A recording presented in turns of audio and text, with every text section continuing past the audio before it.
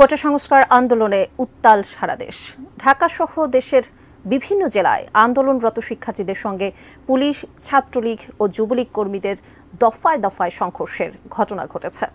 মঙ্গলবার ঢাকা, চট্টগ্রাম ও রংপুরে কয়েকজনের মৃত্যুও হয়েছে, যার ছবি, ভিডিও মুহূর্তের মধ্যেই ঝড় তোলে সামাজিক মাধ্যমে। এতে নিন্দা জানাচ্ছেন সাধারণ মানুষ। এবার কোটা সংস্কার আন্দোলনে হামলার ঘটনায় মুখ খুলেছেন ঢালিউড সুপারস্টার শাকিব খান, অভিনেতা চঞ্চল চৌধুরী। কি বার্তা দিলেন তারা, জানাচ্ছেন শাহাদাত রিফাত। সামাজিক মাধ্যমে শিক্ষার্থীদের শরীর থেকে রক্ত ঝরার এসব ছবি দেখে অন্য সবার মতোই বিষাদের দাগ লাগে তারকাদের মনেও। তাই তো সহিংসতার পথ পরিহারের আহ্বান জানাচ্ছেন শিল্পীরা। বিশেষ করে শিক্ষার্থীদের উপর হামলার প্রতিবাদে সামাজিক যোগাযোগ মাধ্যমে সোচ্চার তারা। ইতিমধ্যে কোটা সংস্কারের চেয়ে আন্দোলনরতদের সঙ্গে একাত্মতা প্রকাশ করেছেন বিভিন্ন চলচ্চিত্র শিল্পী, অভিনেতা, অভিনেত্রী, ইউটিউবার, ইনফ্লুয়েন্সার সহ সঙ্গীত শিল্পীরাও। এবার তাদের মধ্যে মুখ খুললেন ঢাকাই চলচ্চিত্রের শীর্ষ নায়ক শাকিব খান ও অভিনেতা চঞ্চল চৌধুরী। সামাজিক যোগাযোগ মাধ্যম ফেসবুকের একটি পোস্টে শাকিব খান লিখেন, আমার প্রাণের বাংলাদেশ এভাবে রক্তাক্ত হতে পারে না, কারো মা বাবার বুক এভাবে খালি হতে পারে না। আপনারা যারা অভিভাবক পর্যায়ে আছেন তাদের কাছে অনুরোধ রইল, এখনই আন্দোলনরত শিক্ষার্থীদের সাথে কথা বলে এই সংকটের যৌক্তিক সমাধান বের করুন। সব ধরনের সংঘাতের সমাপ্তি চাই।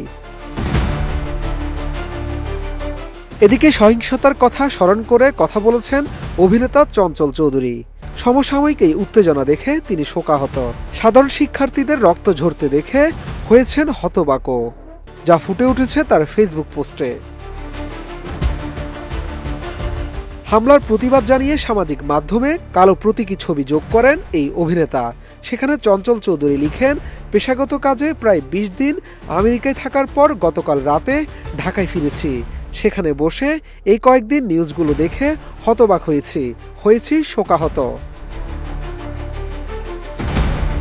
শুধু তাই নয়, ফেসবুকের ওই পোস্টে কিছু প্রশ্ন ছোড়েন চঞ্চল। লিখেন, সমাধানের অন্য কোনো পথ কি খোলা ছিল না? গুলি কেন করতে হলো? বুকের রক্ত না ঝরিয়ে সুষ্ঠু সমাধান করা যেত না? রাজনীতির নামে রক্তপাত বন্ধের আহ্বান জানিয়ে চঞ্চল চৌধুরী আরও লিখেন, যা ঘটে গেল এটা যেমন মোটেও কাঙ্ক্ষিত নয়, বিষয়টা তেমনি হৃদয় বিদারক, মর্মান্তিক এবং সভ্যতা বহির্ভূত। আমি খুব সাধারণ একজন মানুষ এবং অভিভাবক হিসাবে রাজনীতির এত কঠিন কৌশল বুঝি না। শুধু একটা প্রশ্ন বুঝি, তরুণ তাজা যে প্রাণগুলো অকালে ঝরে গেল তার দায় কে নিবে? যে মায়ের বুক খালি হলো তার আর্তনাদ কি কোনো জনমে শেষ হবে? হায়রে দুর্ভাগা দেশ! নোংরা রাজনীতির নামে এই রক্তপাত বন্ধ হোক।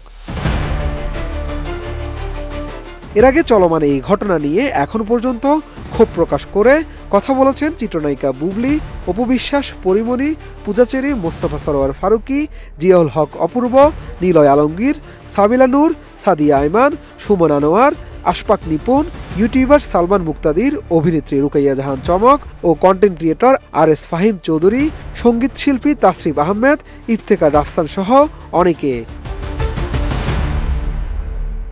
শাহাদাত রিফাত, ATN নিউজ, ঢাকা।